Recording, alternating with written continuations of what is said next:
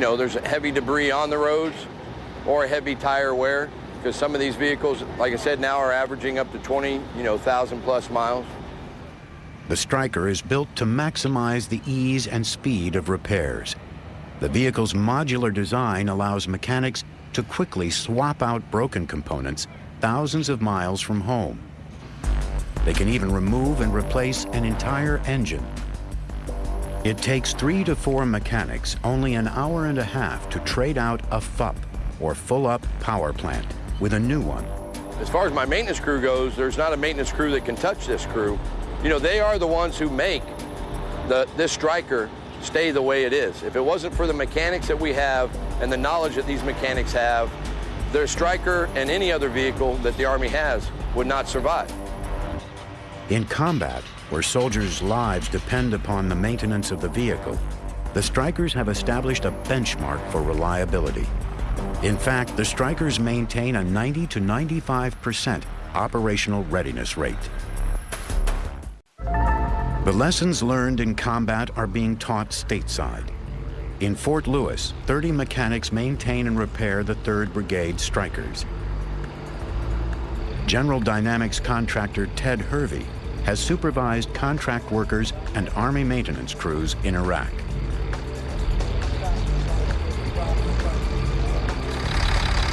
The Stryker engine is a Caterpillar 3126 UE engine. It's 350 horsepower. It's combined with an Allison automatic 6-speed transmission. The Stryker engine will move the Stryker along at about 75 miles an hour. It has the horsepower to climb steep grades, get out of situations quick. The driver puts the vehicle in drive, steps on the gas, and away he goes. Well, the vehicle can be operated in 4- or 8-wheel drive, which enables them to operate in sand, snow, mud, highway mode, cross country. The vehicle also has a central tire inflation system that the air pressure in the tires can be lowered or raised based on the terrain that they're operating in. Tires allow the vehicles to run more smoothly than track, and a Stryker's tires are designed to keep rolling even when flat.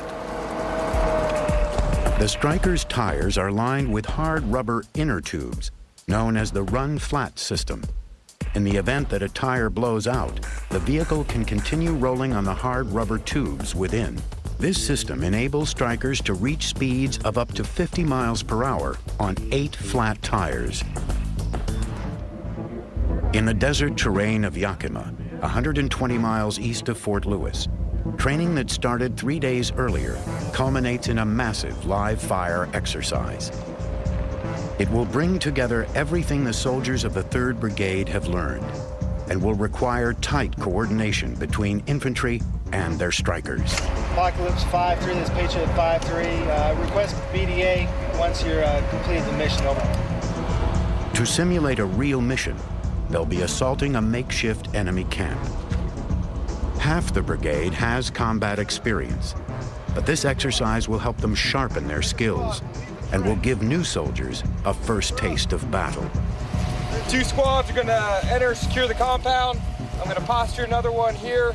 Compound secure, take down building 20. I'll call Lieutenant Alexander and tell him we're set. Commanders deliberately scheduled this exercise on the final day of training. Many of the soldiers have been awake for 72 hours, just as they might be in wartime conditions. The only rest has come while riding in their Strykers. Troops have to get to the fight somehow. That's really the bottom line. They can parachute in or take helicopters or walk. The Stryker is an awesome capability because it's what it allows us to do is travel from point A to point B, 60 miles an hour, plus have very, very good protection. As dusk approaches, the Strykers race at full speed toward the objective, a small compound with one main building and a few small outlying shacks.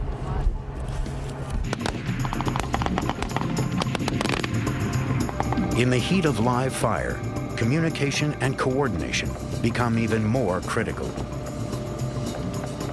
As the soldiers close in on their target, The Strykers leapfrog each other, exposing themselves to fire from all sides.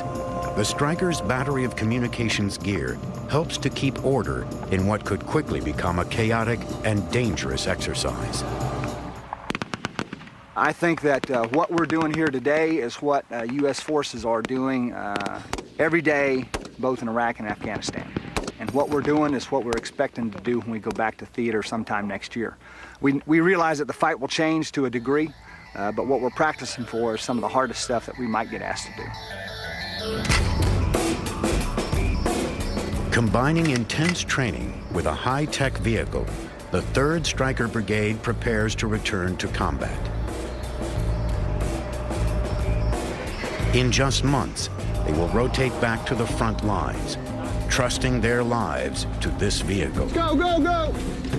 In an engagement, the guns on these things are massive, so that's a lot of firepower that we don't carry because we can't.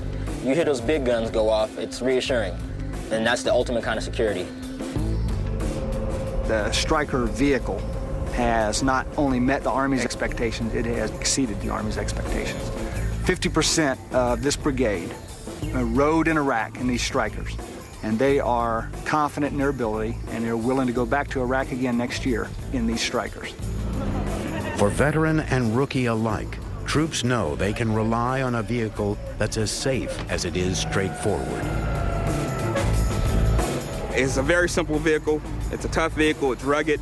The tires will take a beating. It's easy to work on. It's easy for the guys to learn. It has a lot of advanced technology in it. High tech, but simple. It's just an outstanding vehicle. A vehicle that seamlessly integrates highly trained infantry with the latest in technology.